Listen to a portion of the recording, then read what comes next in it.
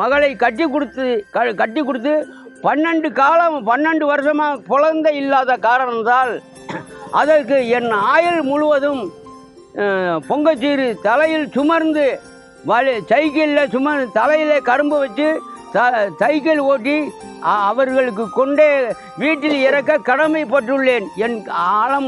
என் ஆயுள் காலம் வரைக்கும் சீரும் சிறப்பாக செய்ய கடமைப்படுவேன். பொங்கல் சீர் என்பது இன்னைக்கு தனி சிறப்பு முயற்சிக்காது.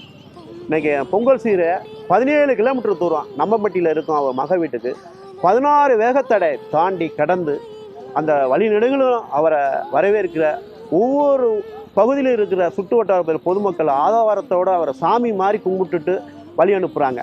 அதுக்காக காத்துக்கு இருக்காங்க. சுற்று வட்டார பகுதியில் உள்ள பொதுமக்கள் பூரா இன்னைக்கு காத்துக்கு இருக்காங்க.